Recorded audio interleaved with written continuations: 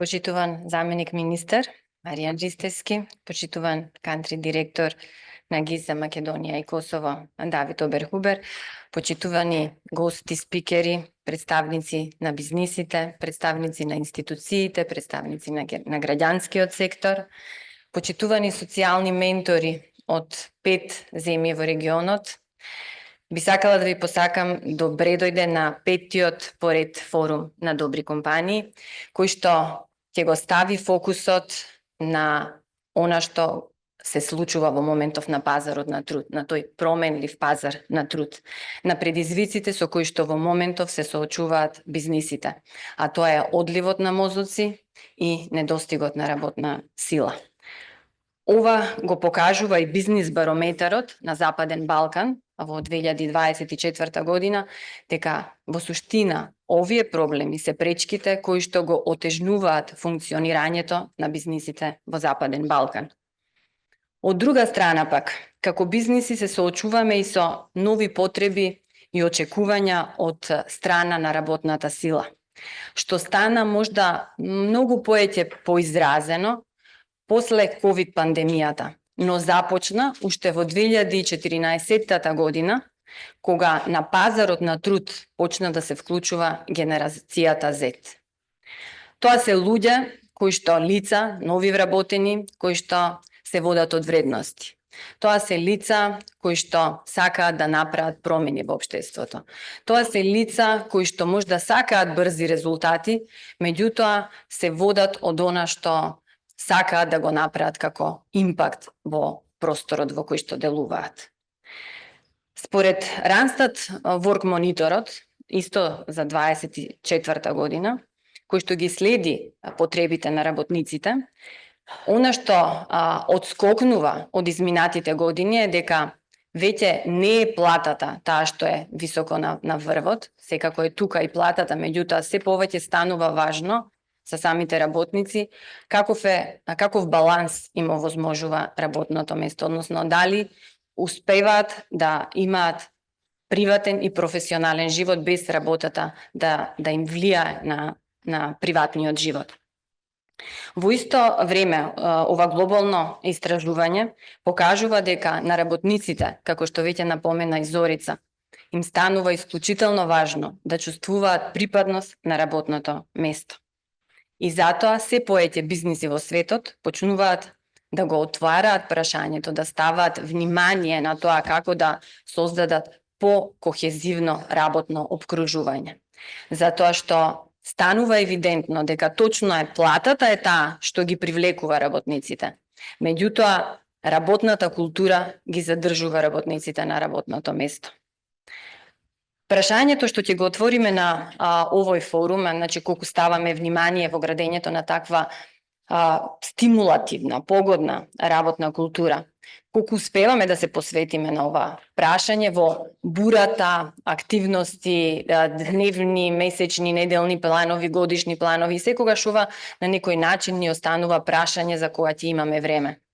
Меѓутоа, и како што кажа една од директорките на управен одбор во една голема македонска компанија, со овој тренд што ни се случува на одлив на работна сила, на ваква флуктуација, доколку не го ставаме вниманието на наоѓање начини вработените да чувствуваат припадност и да се задоволни на самото работно место, за 5 години веројатно ќе ни се случи проблем затоа што нема кој да го создава тој профит, значи ќе ни заминат работниците. На денешниот форум, освен што ќе се сврнеме на нови насоки, увиди преку нашите гости говорници кои што ќе ни дадат добри пракси, кои што верувам дека ќе можеме да ги примениме и ние овдека на Балканот, ќе слушнеме и нови начини за тоа какви алатки можеме да примениме во нашето делување. Меѓутоа, многу ми е драго што меѓу нас се и представници на институциите на Министерството за економија, кои што за да можеме да изградиме ова култура, стимулативна работна култура, на кој начин државата може да понуди мерки кои што ќе ги поддржат бизнисите во креирањето на таква поддржувачка работна средина. На денешниот форум, драго ми е што имаме одлични гости од Франција, Шпанија, Србија, Македонија, кои што се денес присутни со нас во оваа сала, но и говорници од Хонг Конг, од Португалија, од Словенија, Данска, Шведска, Белгија, кои што ќе можеме да ги проследиме онлайн. А од нашиот говорник Чарли Фелгейт, човекот на кој што му беше тесени декатлон за да може да ги реализира своите сонништа, па сега влијае на еден многу поширок систем, работи со лидери на компании на кои што се обидува да им го промени на некој начин мајндсетот за да можат да делуваат на еден поинаков начин во создавањето на економија која што е центрирана кон човекот. Ти благодарам, Чарли, за твоето присуство. Со нас е денес и Францеск Аргал, кој што ќе ни донесе еден концепт нов за нас, меѓутоа стар во европските земји, се применува веќе некое време, се вика Design for All. И ќе ни донесе информација како овој пристап ги подобрува процесите во компаниите. А нашата говорничка од Шведска, Ема, ќе зборува за концептот Leader Shift и пристапот Bubble Hopping, кој што стана нешто што на лидерите им направи промена во делувањето. За подобро да се разберат себе си, но подобро да ги разберат и тие околу нив, другите. Драго ми е што денес со нас е и Бојан. Бојан Симич, собственик на фирма од 200 вработени. Она што ми беше многу интересно за оваа компанија е што просечната возраст на вработени кај нив е 24 години. Нивните пристапи за комуникација со генерацијата Z, верувам дека на сите нас ќе ни отворат нови перспективи. Исто како и праксите што ќе ги сподели една од директорките на Пандора, која што ќе ни се вклучи онлайн. Интересна е праксата на она што ќе го слушнеме од Словенија, на Саша од Инеа, фирмата која собствениците сакале да ја продадат, вработените одлучиле да ја купат. Посакувам од овој форум заминеме пред се инспирирани, а и со знаење, значи, за овие нови пристапи кон новата транзиција кон економија фокусирана кон човекот, што секако бара трансформирање на работните системи, бара создавање култура на вклученост, поттикнување иновативност, поголемо вложување во човечкиот капитал и лидерство со вредности.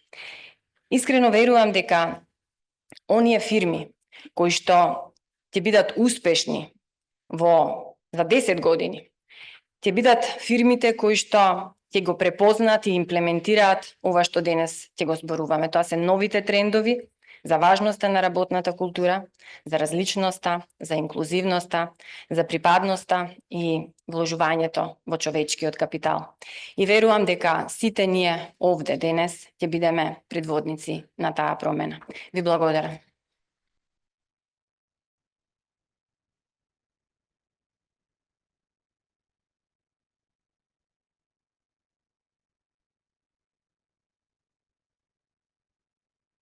Благодарам, Тина.